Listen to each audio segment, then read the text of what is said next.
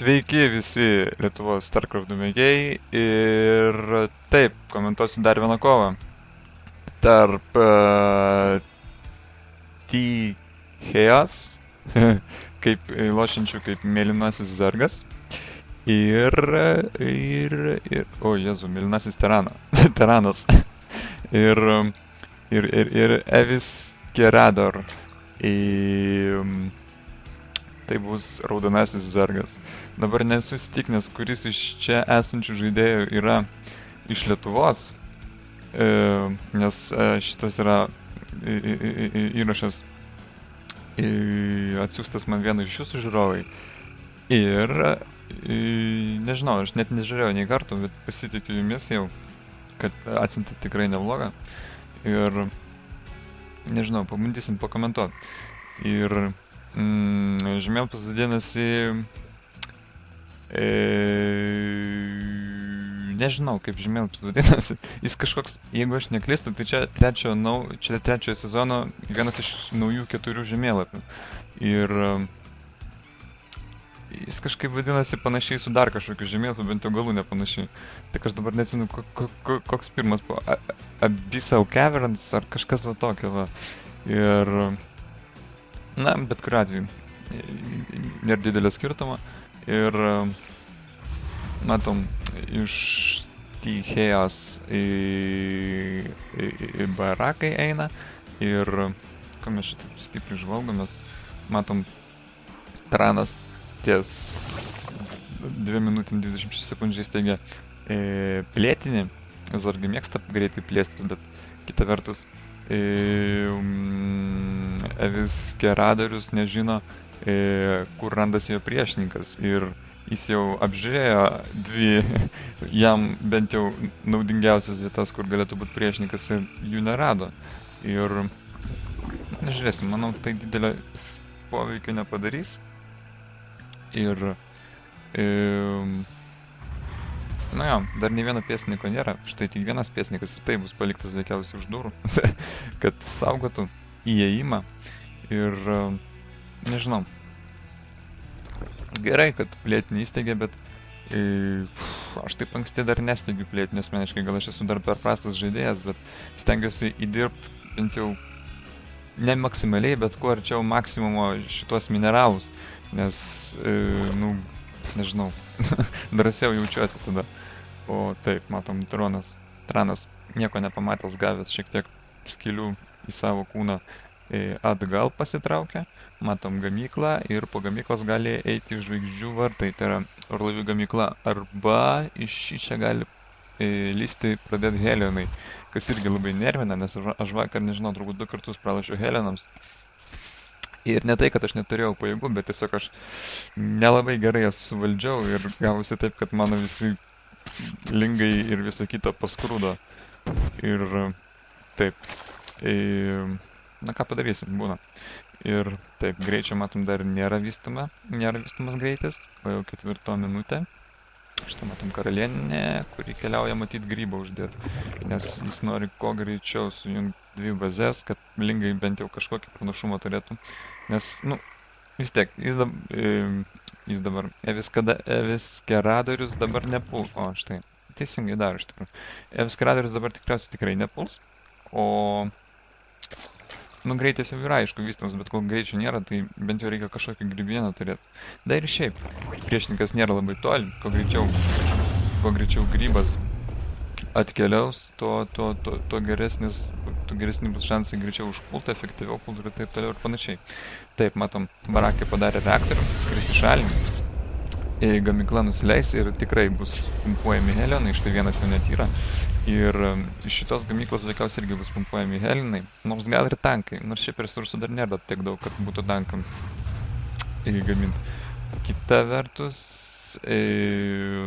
T-Chaos mums daro savo vadavietę ir veikiausiai išsiplės labai greitų metu. Ir matom, ties 6 minutę maždaug Evis Geradorius atsiunčia savo prižiūrėtoją, kad pasižiūrėtų, kas čia kaip dedasi. Jis mato, ką jis mato. Jis mato 2 fabrikus Ir mato Helinas, ir jis jau žino, ko tikėtis, veikiausiai to bus pamatysim štai krapštukai, jau netgi seniausiai yra suformuoti. Nežinau, ar 2 pakaks, jeigu ryšis Tichėjusius daugiau Helinų daryti, tokius 6-7, tada jau šitų 2 tikrai nelabai pakaks, arba tada nebent jau reiks karalaitę ant rampos uždėti, jinai užblokuos visą rampą ir tada joks Helinas nepravažiuos. Bent jau man šitoks triukas padėdavo, kai mane puldavo. Ir tiesą pasakius, Helinų velniškai daug, netgi jeigu jų bus daug, kokie 6-7, jiems tikrai užtruks susideginti šitą karalienę ir per tą laiką aš buvau netgi suspėjęs krapštukus suformuoti savo bazę. Ir, na, čia tik dar vienas toks gudrybė, aišku. Rampa gerai, kad maža. Jeigu būtų didelė, tai manyčiau kokių 3 karalienių prireiktų. Štai matom, pirmasis šoklys, nežinau, jis matyt, čia dar nieko nedarė ir neaišku, ar darys. Nes vienas šoklys nieko jis daug nepadarys, kita vertus, lingų yra, apgins kažkiek tai. Matom, pirmasis lingas šnipinėja, kas čia kaip darosi, jis veikiausiai pamatys, plėtinio nepamatys, pamatys. Nežinau, netgi ar pamatė. Ne, nepamatė plėtinio, tai nelabai gerai iš tikrųjų. Taip, matom Helinai. Laukia kažko tais. Na, viena vertus gerai, kad jeigu jau darosi Teranas Helinas, vadinasi, jis daugiau jokių kitų vienetų ir neturi karinių. Nu, faktiškai taip ir yra, jis daugiau nieko ir neturi. Ir jeigu su lingais sugebėsit apsupti šitos Helinus ir juos užgraužt velniop, tai gali drąsiai čia atbėgti kur nors, pagraužt ką nors. Nes iš tikrųjų, nuvažiuokim, tankas yra, bet apgulties režimo dar jam nėra. Nu, gerai, jeigu jis ryšys važiuot kur nors, nu, tarkim, net ir ant rampos, vis tiek lingai jį sugrauž velniop. Ir na, čia reikia šiek tiek zargam nepanikuoti, o tiesiog ramiai stengtis susitvarkyti su šitais nedoreliais. Ir tada, matom, 4 krapštukai ir taip, šitokia gynyba jau nepralauž niekas. Šitie Helinai tiesiog, nu, gali pamėdyti prasmukti.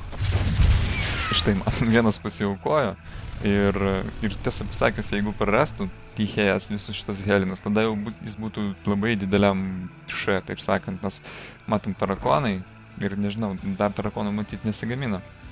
Tai matom pirmasis puolimo lygis, pirmasis nagų lygis mūsų zergo žaidėjai. Ir nežinau, aišku, aš sirgsiu už zargus, sorry, nežinau, kuris iš lietuvis, bet aš sirgsiu už zargus. Ir, na jo, nieko nepadarysim. Matom, pirmasis raketinis bokštelis veikiausiai bus šitas prižiūrėtas pavaišintas raketom, nesekė. Aišku.